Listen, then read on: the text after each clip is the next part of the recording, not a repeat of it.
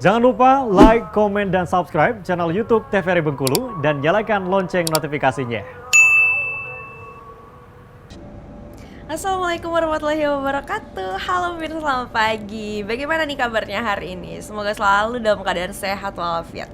Hari ini jumpa lagi bersama saya Utar Novadini, tentunya dalam acara Opini Obrolan Pagi ini.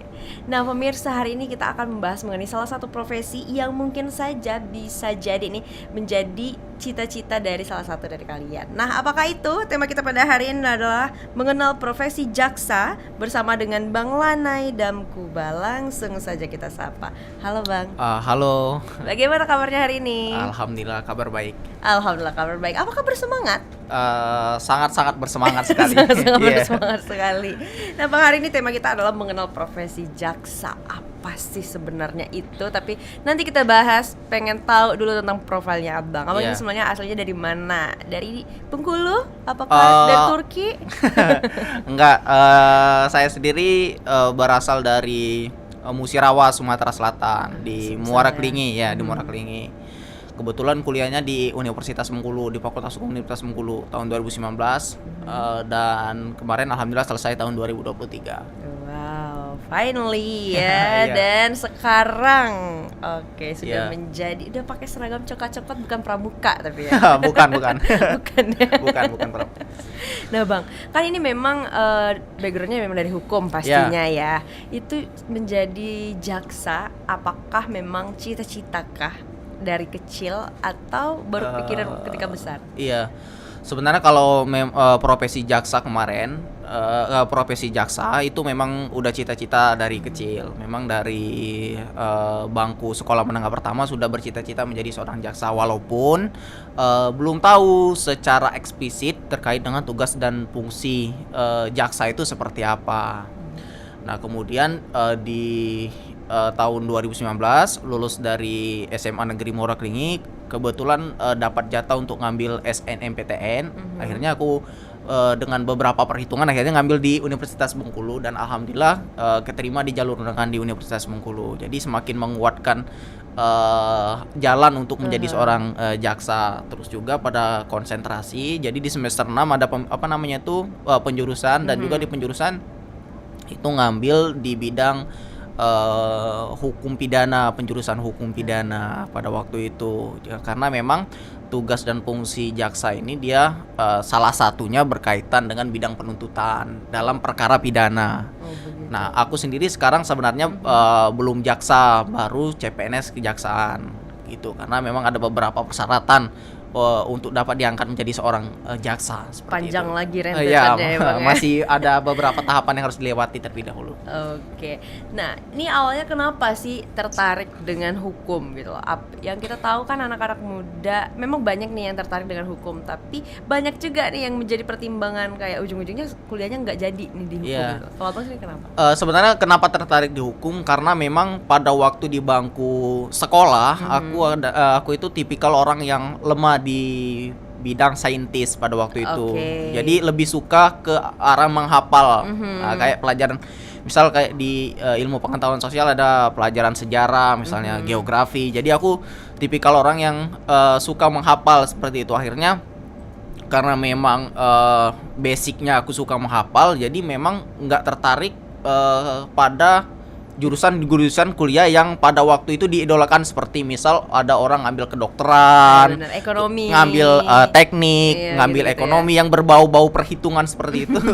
Jadi memang agak kurang tertarik. Makanya kemudian mencari jati diri, kira-kira jurusan apa sih yang cocok untuk aku yang seorang penghafal ini, kemudian yang memiliki peluang kerja ataupun prospek kerja yang cukup luas. Akhirnya setelah mencari, salah satu jurusan yang disarankan juga pada waktu itu sama guru aku yaitu jurusan ilmu hukum. Makanya akhirnya tertarik mengambil hukum. Emang dari awalnya udah tertarik nih, karena basicnya IPS habis ya. Iya, IPS. IPS, jadi larinya bener nih ke hukum gitu ya Bang, yang rasanya cocok nih di hukum.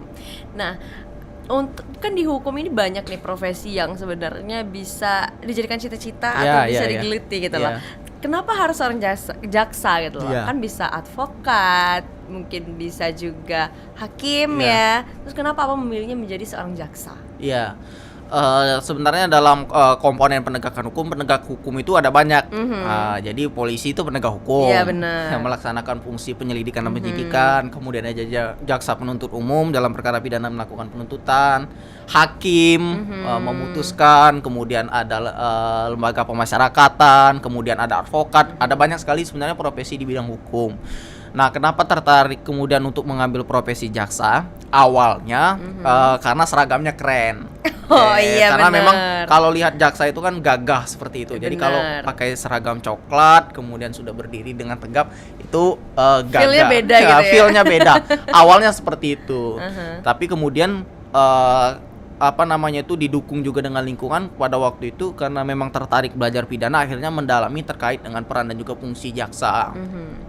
Jadi ternyata setelah didalami, jaksa itu memiliki peran yang sangat-sangat sentral dalam penegakan hukum. Pastinya. Iya, selama ini kan kita mengetahui bahwa penegakan hukum itu kekuasaannya itu hanya dipegang oleh hakim. Iya. Nah, ternyata nggak seperti itu. Bahwa dalam penegakan hukum pidana, kejaksaan itu memiliki peran sentral, yaitu dalam hal melakukan penuntutan, ya kan? Jadi perkara itu masuk atau tidaknya ke persidangan itu tergantung pada jaksa penuntut umum. Jadi misal nih, ada orang ditangkap melakukan pencurian, Oke. katakanlah misalnya ada kasus yang viral, mencuri nenek-nenek, mencuri kayu misalnya kan. Kemudian berkasnya dinyatakan lengkap berdasarkan ketentuan pasal yang ada dalam Kitab Undang-Undang Hukum Pidana, terbukti, diserahkan, dilimpahkan kepada kejaksaan, ya kan? Kemudian diserahkan untuk diperiksa dan kemudian diserahkan ke persidangan. Kalau jaksa menyatakan bahwa perkara tersebut tidak dapat di P21 kan, atau kemudian jaksa dengan kewenangannya mengatakan perkara itu tidak dapat dilanjutkan perkaranya, maka pemeriksaan terhadap perkara tersebut, penuntutannya bisa dihentikan oleh jaksa. Jadi berarti benar nih kata Abang tadinya, dia memang sentral Sentral, juga gitu ya. ya. Memang berperan penting juga terhadap satu persidangan. Iya. Oke. Nah, itu berarti apa ya? Di jaksa dulu baru nanti di hakim gitu. Ya, jadi nanti urutan perkaranya dari kepolisian, kemudian di BAP tersangka dan saksi-saksinya diserahkan kepada kejaksaan untuk kemudian diperiksa kembali apakah persyaratan untuk seseorang itu dinyatakan bersalah atau tidaknya berdasarkan Kitab Undang-Undang Hukum Acara Pidana. Misal persyaratan saksi, persyaratan bukti, persyaratan delik yang akan disangkakan itu terpenuhi atau tidak. Jadi nanti kalau misalnya buktinya tidak cukup kata jaksa, maka berkas itu harus dikembalikan kepada polisi untuk kemudian dilengkapi. Jadi setelah begitu. lengkap baru bisa Balik lagi ya. ke Kenapa seperti itu? Karena bukti-bukti itu nanti akan menentukan seseorang itu dapat dipidana atau tidak karena suatu perbuatan yang dia lakukan. Dan juga yang akan membuktikan di persidangan nanti itu jaksa, bukan polisi. Makanya pertanggungjawaban penuntutan itu ada di jaksa yang harus membuktikan. Makanya perkaranya memang harus secara jelas, terang dan benderang. Seperti itu sebelum disidangkan. Sebelum disidangkan jadi seperti itu ya Bang ya. Nah, kalau lihat background Abang nih, katanya Abang juga dulunya nih waktu saat berkuliah adalah gubernur BEM Hukum ya.